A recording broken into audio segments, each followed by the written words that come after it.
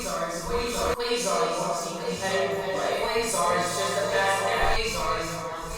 turns out, Quasar isn't a meme.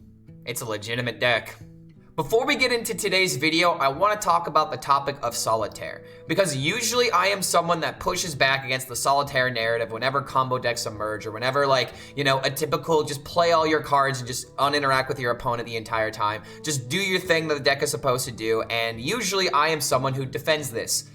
This is not a deck I can defend anymore. I do not think that Quasar Rogue is something that should belong in Hearthstone, even as an avid combo player that doesn't mind the idea of trying to do something degenerate and something that's uninteractive for the opponent. But I really do believe that Quasar is starting to get a little bit out of control, and it's kind of funny when you look at the stats, because on paper, the deck is really not as powerful as a lot of people are making it out to be. However, this is one of those decks that is at its very true and core nature a scam deck, because it really does feel like it completely invalidates your opponent if you happen to do the high roll, which is possible on turn 4. You can kill people somewhat consistently on turn 4 with Quasar Rogue, and I'm here to tell you that the game's coming up ahead. I really didn't have that much luck, and you're going to see me kind of go like back and forth on whether or not I think this deck is good, but Rogue being at the bottom of HSReplay does really, you know, indicate how the class isn't necessarily struggling. It's just players don't know how to utilize Rogue, and that's why it is always on the bottom. Even though Quasar Rogue is not the only Rogue deck people are playing,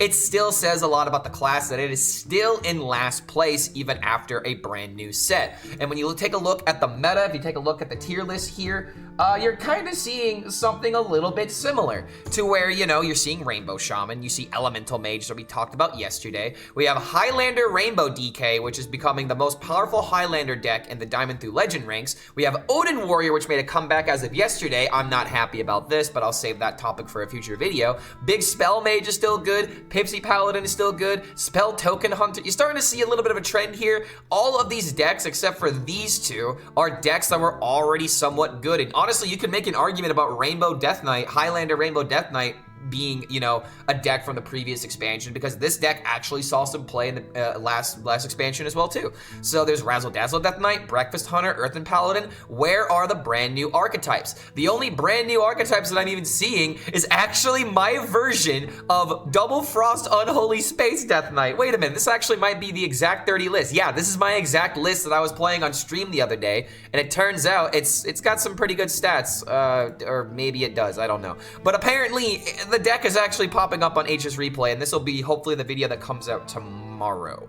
But yeah, all of these new decks aren't really doing so hot. And even Quasar Rogue, for example, has a 38% win rate when we take a look at Diamond through Legend. But if we decide to take a look at top 1000 Legend, Quasar Rogue starts to increase a little bit, but not really by a whole lot. In fact, where even is it? If it is, it's not even on the list. It's not even on the tier list at top 1000. So that means that people on HSReplay are not having success with this deck almost at all. However, on HS Guru, we see a little bit of a different phenomenon happen, to where, yes, we have all these decks on the front page that tell you what you could play. There are people playing Quasar Rogue at top 19 Legend and having success with it, and I saw a lot of Quasar Rogues yesterday in like the top 50 bracket. But if we take a look at the most popular decks in the game, Elemental Mage at all the ranks is the most popular deck still, but Quasar Rogue is literally the second most popular deck at all of the ranks according to HS Guru. So at all the ranks, it's sitting at a 39%, but when you take a look at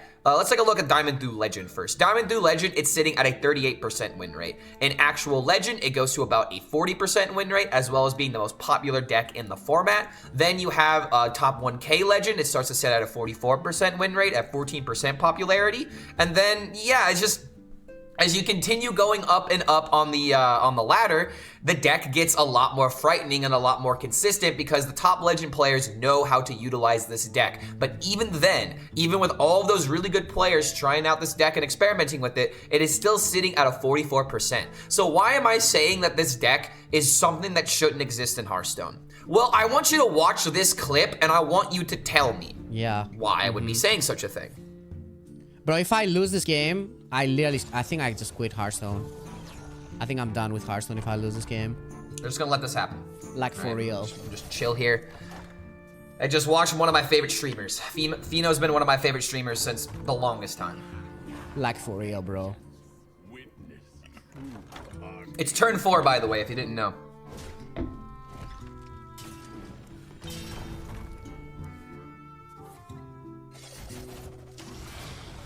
No words. Just sheer astonishment as he's getting OTK'd. Turn 4, by the way.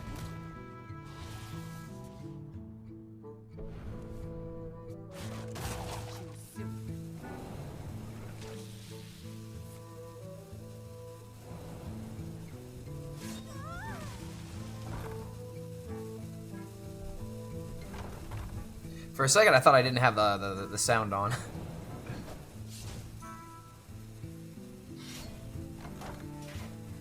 And now the worst part of this deck. Having to sit here and find out if you actually died or not. Because with the rogue burns like this, there's one of two things that happened. It means that your opponent did all the actions and you're dead and the game just has to play out the animations. Or your opponent ended their turn before playing all of the cards, which, you know, you could do that to kind of bluff your opponent if the rope burns like this, because some people just concede when this happens. But understand how the rope works before you go up against this deck, because you might concede a game that you didn't actually lose. But there you go, dude. Turn 4. I'm out, boys. That's it. That's actually it. I'm actually done. Legit done. Legit. This time I'm for real. I just cannot do this. I just can't. And I have some bad news. I cannot do this. I have some very bad news. This is not, If you think he's just talking about the day, I literally reached out to Feno this morning and asked him, yo, I'm making a video about Quasar Rogue and saw your clip, just wanted to confirm that you're not quitting the game. And it turns out he is quitting. Not exactly because of Quasar, it's a little bit deeper than that. But yeah, this happening day 2 of the expansion didn't help me stay either. And something else that I just want to show off, because this isn't Feno like shitting on the expansion or anything. This is just him, you know, he's played this game several years, and now we're having like the same thing happen almost every other expansion, where like on the first couple of days we find a deck that just makes you not want to play the game because it is the most single player experience in all of Hearthstone. So it's like, yeah, like I'm really upset because, like, do you want me to mention anything in my video? I thought he wanted to make an announcement about it. He'll make an announcement later, but I mean, this is the very first, you know, I guess Hearthstone news report saying that Feno will be quitting the game, and it is not exactly because of Quasar, but he's gonna be writing his thoughts on why exactly he's quitting the game. He doesn't want to be a dick to people that are really enjoying the expansion, but personally for Feno, since he's playing at a bunch of other card game spaces at the moment, he's just burnt out on Hearthstone. Hearthstone isn't doing what he wants for the what he wants to have fun, and so it turns out one of my favorite streamers, Feno HS, is going to be retiring from Hearthstone. But now that we've talked about everything but the deck, let's actually talk about the deck itself, and then I will give you guys my opinion on what exactly a deck like this brings to Hearthstone and what exactly it takes away from Hearthstone. So first and foremost, if you've been sleeping under a rock and you have no idea what deck we're talking about or how it functions, there are essentially 3 different ways of playing this deck, and it all is about the Quasar, which discounts your entire deck by 3 while you shuffle your hand into it, so that way if you have cards in your hand, they shuffle into your deck, they are also discounted, so that way hopefully your entire deck is going to be pretty much 0 mana with the exclusion of a 1 mana Dubious Purchase and 1 mana Elven Minstrel, which honestly you can offset by playing cards like Manager, so you don't even have to worry about some of these cards being drawn even if you're going all in on the combo. And in some of these games coming up ahead, you could argue that I played a little bit inconsistently and not as perfectly that you need to in order to play a deck like this, but there are essentially 3 different ways of playing Quasar. There is the strategy of just going all in and just playing Quasar as quickly as possible, because if you top deck a card like Knick-Knack Shack or Dubious Purchase or even like a Gear Shift, you are going to draw a bunch of cards out all at once, and it is very easy once you draw one of these cards to draw into another one, and then you just chain the entire deck extremely efficiently. There is the second most popular and probably the most consistent way of winning, which is where you play your quick pick, you play your Knick-Knack Shack before you have the Quasar equipped, and then on the turn that you play Quasar, hopefully with a prep, if you have like a 1 or 2 mana flex, you can immediately just start drawing throughout your entire deck with the quick pick and with the Knick-Knack Shack to hopefully get that consistency that you need in order to draw out your entire deck. And now there's the other way of playing Quasar deck, which is probably going to be the most difficult but probably the most consistent way that you need to play it, which is where you can't really play Quasar as quickly as possible because your opponent is actively killing you with minions on the field. So you have cards like Tarslick, Fan of Knives, O Manager, and a bunch of other damage cards like Eviscerate, Tentacle Grip, all these cards that could go face, that could be used on minions, because the overall potential of the deck is about 50 plus damage. So if you end up using some of your spell damage or some of the spells themselves, it's not necessarily a detriment because you need to keep yourself alive against the aggro matchups. But there are the matchups where essentially you're keeping yourself alive until eventually you can play Quasar and then OTK in the exact same turn. Hopefully with like a knick-knack shack on the field, hopefully with like a quick pick. But in this type of situation, you either need to play the Quasar and go for the combo when you don't have another turn, when your opponent is about to set up lethal and kill you going into the next turn, or if you just have no other outs and you have to start drawing cards. I will admit, even though this is a Solitaire deck, this makes, you know, a good player can figure out the small ends to this deck and play this deck, you know, very effectively to where they can have above a 50%. But unfortunately, the one thing that I have to say about this deck, and I've already given, you know, the takedown on this, you know, you keep Quasar, you keep Knick-Knack Shack, you keep Quick Pick, and you keep Prep. That's the mulligan. Now I'm gonna give you guys my opinion on what this deck actually does to Hearthstone and what I believe, you know, these kind of decks should aim to go for and what they should try to be, in my opinion. I think Quasar Rogue is a step too far in a deck to where once we figure out how to build the deck, it doesn't become interesting anymore. And I'm actually going to use Reno as a great example for this. Reno and Quasar share the same deck building challenge to where the card is exciting because players want to figure out how do we best support this card? What deck does it go into? What's the perfect 30 for Quasar? What's the perfect 30 for like a Reno deck, for example? And that becomes the most interesting and most fun part about these kind of cards, is trying to find what the perfect 30 is and testing between these different archetypes and having people argue between which one is better. But then the issue resides. Once we have these decks and they're in the meta and people know how to play them, they're just not fun to go up against. And I mean this in every single aspect. It's not just your opponent high rolling you and the fact that you have to accept it. It is just it's a punch in the face, really. Quasar Rogue, like Turtle Mage back in the day to an extent, Reno decks nowadays. I really can't think of another example except maybe like Demon Warlock or Seed Lock, I should say, where it just kills you with Tamsin and all of that. But some of these decks, like, they're fun to try and figure out, but once they're figured out, they're not fun anymore, and then they just get drawn out. And case in point, dude, this is the second day of an now third day of an expansion as opposed to this video, and we're losing a content creator because he doesn't like this deck. This is like the E-Core situation all over again, except with E-Core, it happened during the Theorycraft event, not during the actual release. So it's like, Blizzard really needs to take a look in the mirror when it comes to some of these archetypes, where they have to really think, you know, people playing this will have fun with it, but we really got to start thinking about the experience on the other side, because being involved in a Solitaire meta is never good for anyone. If the combo player is saying this, you know we're in a little bit of some trouble. But that's pretty much my full takedown on Quasar Rogue. It is the ultimate definition of a deck that when your opponent plays it, they're just gonna have everything, but then when you play it, you're gonna see, just like in these game clips coming up ahead, your Quasar Rogue opponent is not gonna have it every single time. Play the deck like 10 games and see how consistently you get that game that your opponent had on ladder, and it just doesn't happen. Quasar Rogue is the perfect example of what, you know, that like fun decks could try to be, but the moment that that the decks are figured out, they're no longer fun, and once you see it on ladder all the time, it just makes you even more annoyed to not only see Quasar, but to see Rogue as a class. So thank you so much for making it to the end of this, you know, synopsis more than anything, because I'm kind of on a soapbox here. But yeah, Quasar is a card that is gonna get nerfed, not because it is powerful, but because players just straight up hate it. So thank you so much for making it to the end of this deck breakdown. If you want to help support us, go ahead and check out the Patreon in order to support us in a more meaningful way, and we'll see you for the next video. Oh, hey, look at that. I actually got the Quasar for once. Yay! Lumia is something to include the disrupt combos, honestly. Honestly, yeah. I kind of agree with that. Play to disrupt the Quasar. Again, we were talking about Fear Inoculum the other day, but this is one of the good songs on the record. Okay, we're just YOLOing it, dude. Hold on a minute, can I theoretically kill him by turn 4? Wait, dude, turn 4 lethal? This is where we turn it around.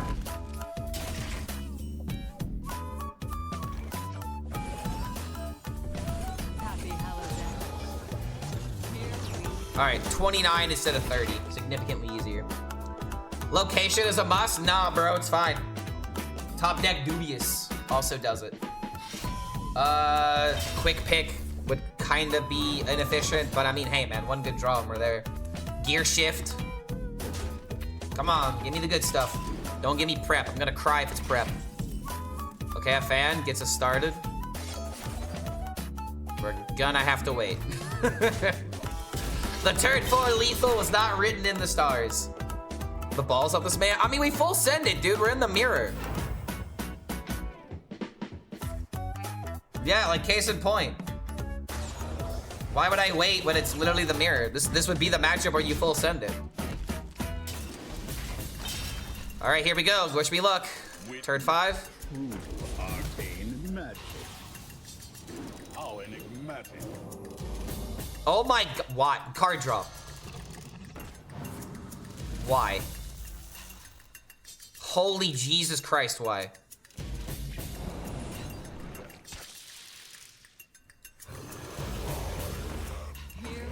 Wow, dude, watch my opponent completely just drop through his deck now. Are you kidding me, man? Why is every experience against this deck just... Okay, there we go. Holy crap, my opponents never draw this bad. Yes. Oh my god, there is justice. My opponents draw just as bad as me. Literally, this never happens. Oh god, this is terrible. I mean, whoever draws the card draw now is just, oh god. Come on, miss, bro, miss it. No, stop it. No, no. Oh, prep. Prep off the top. Yes! Another bad card, please. God damn it.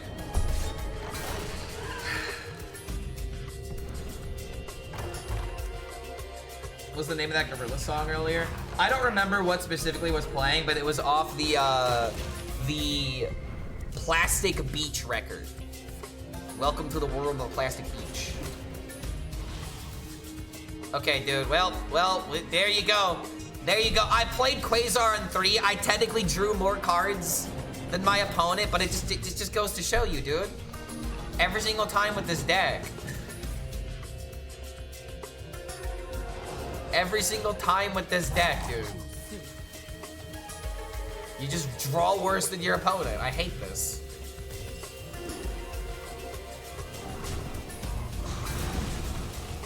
RNG deck? Yup. It was not Melancholy Hill. No, I would have remembered that one. Okay, so not dead. I died. He killed me. Or maybe he just missed actions. Witness. No, it looks like I died. Arcane magic. Looks like I died. How enigmatic. Dude, one Shack. One Shack did all of this. Survive at 1, or did he get it? Dude, this is... I could...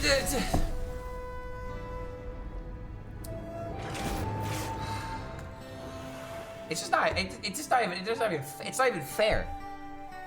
My win rate against this deck is terrible. But my win rate, I'm getting skill diffed. It sucks. And this, remember that opinion that I shared, that L take that people got on my my nerves about, where they were like, "Oh, hey Clark, you can't have the take that you're not supposed to win every single Hearthstone game. That if your opponent just happens, you have to accept it." This is literally where you have to just accept it. Like I didn't draw the card draw. I failed the one in whatever. Have I tried using a 4-leaf clover? I mean, I'm Italian, so whenever Irish stuff gets involved, there's a little bit of you know, some trust issues that happen, unfortunately.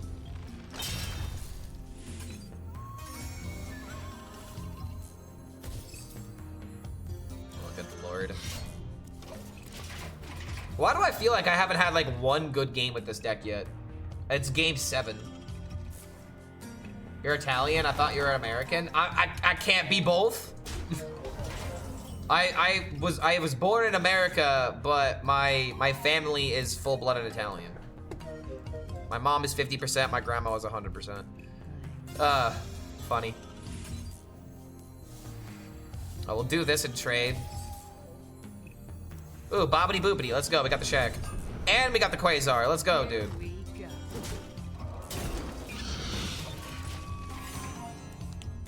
Clark has a Kirby, that just absorbed a human. Wait, no, what if it's the other way around? What if I absorb an Italian, and that's why I'm Italian? Never heard you speak Italian, I can't trust you. All I really know is Te amo and anch'io. That's really about it. And I guess technically arrivederci, but... technically. I don't think I care about him doing stuff with this. But also, I'm paranoid as hell. I want him to have nothing, because this is Druid.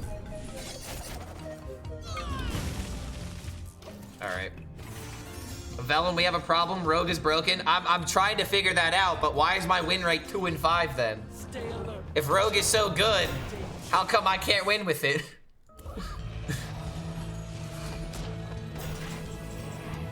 Oh my god, double shack.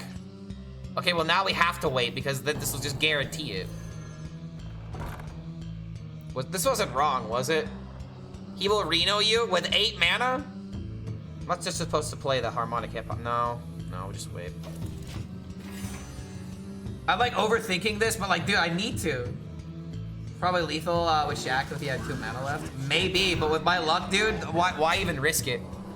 Like, if I know that I'm alive next turn, there's no reason to not wait. I'm playing it turbo safe because, I mean, you've seen my luck with this deck. I have to. I literally have to play turbo safe. Even right now, I don't feel safe. Even though, yeah, we totally have this. Never mind. There's the other Oracle.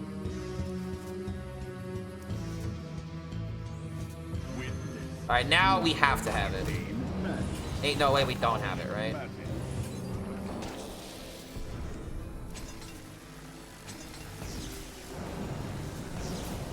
Yeah. Okay. Well, there you go, dude. Now this is where we start winning.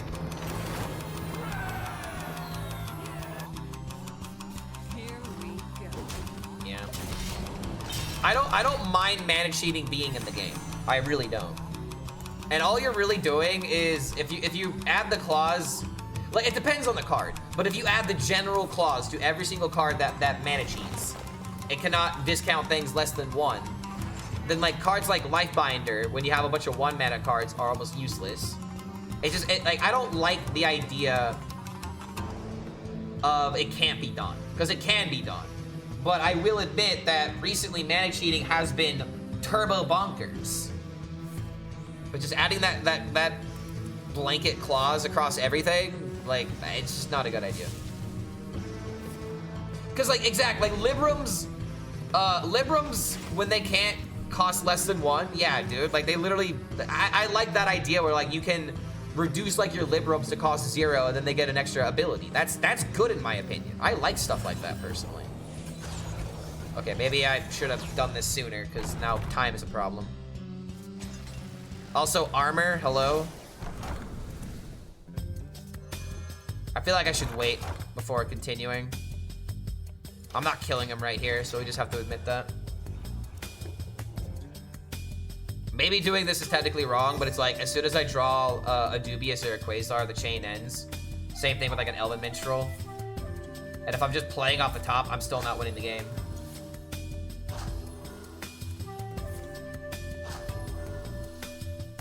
Guess maybe just should have waited. Gear shot at the top, let's go, dude.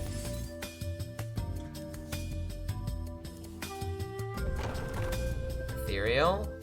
Witness true arcane magic. How enigmatic.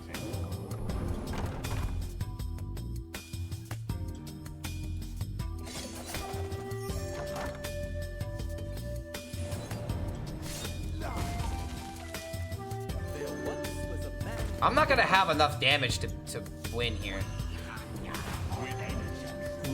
Arcane magic. How enigmatic.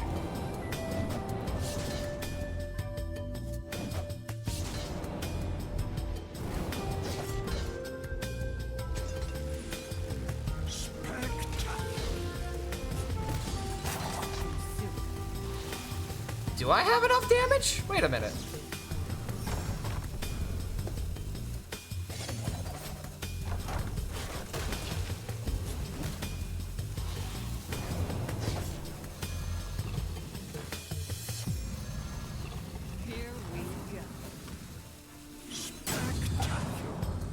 Christ. How much was he at, dude? I'm almost out of cards. I threw all the damage I had at him, man. It did happen, but unfortunately he just gained armor and got out of range. Is that 44?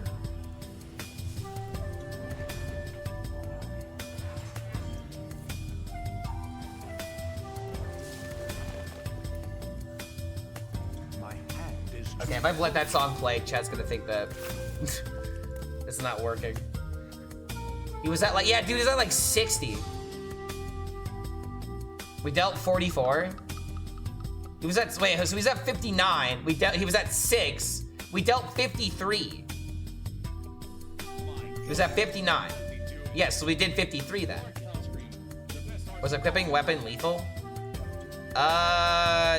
No, because the original weapon I had 2 attack. There's no way to equip the weapon and also deal the face damage. Alright, swipe ends it, by the way. GG. I mean, this might get put into the video just to show how much damage this deck can do. But that's still absurd, dude. That's technically not even the most we could have done because we played the harmonic hip hop earlier.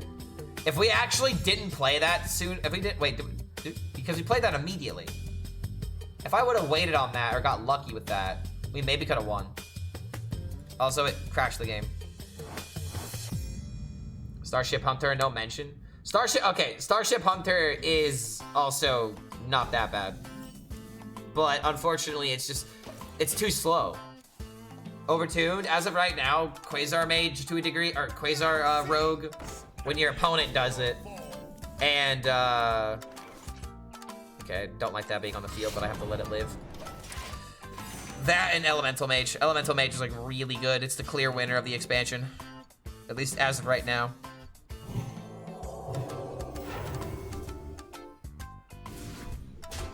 Starship Druid reviving the Starship and Hydration Station. Yeah, it's gotta be good. It has to be. And if it's not, then what are we doing?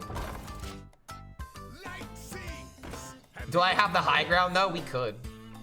Starship needs more pieces. The prices we have suck. So they're too expensive is what you're saying. You can't afford an expensive Starship. So he's upset.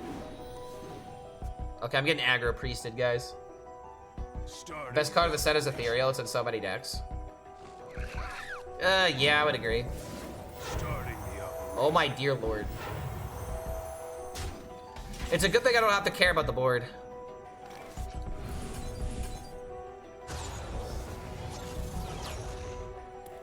Here we go. Not risking it, there's no point. Low-key Maladar DK sort of feels slow somehow, which feels terrible to say.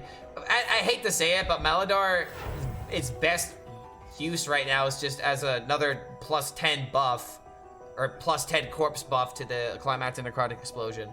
And maybe, because like maybe if you have like a 10 mana combo, you can like cheat out with it, but it's like, Maladar, in order for it to have that turn 6 high roll, you need 10 corpses. That's really hard to get. Okay, he did all this stuff, it doesn't matter. Lethal. There's the Oracle. Witness true arcane magic. How enigmatic.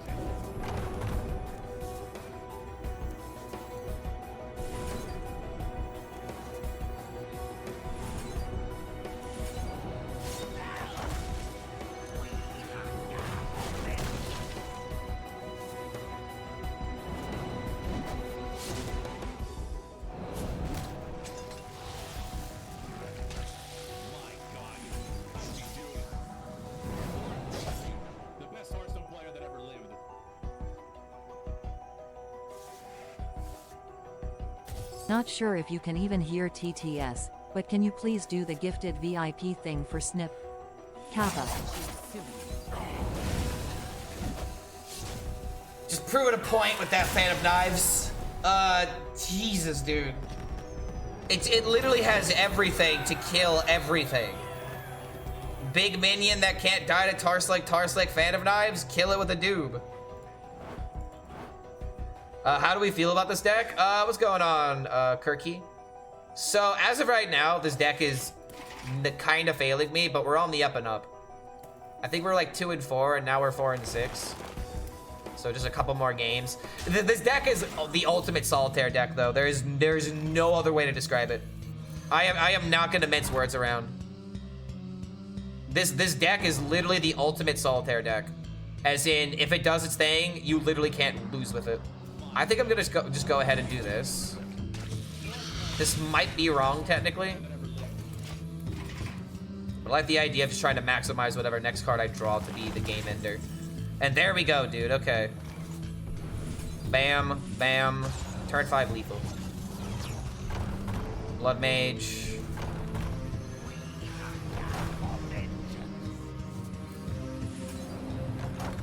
Oh, Elven Minstrel off the top.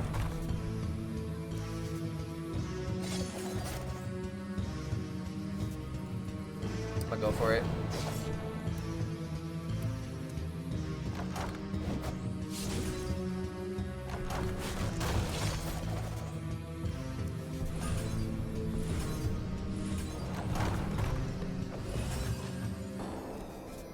Witness true arcane magic.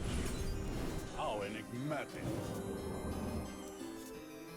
Here we go. I think I screwed this up still. This deck needs to be nerfed, dude. Oh my god, this deck actually needs to be nerfed. Like, if this becomes good, you have to nerf this immediately. This is just like, again, as a combo player, if I'm saying this, it's a problem. All right, this is literally the definition of point and click. That was as solitaire gets.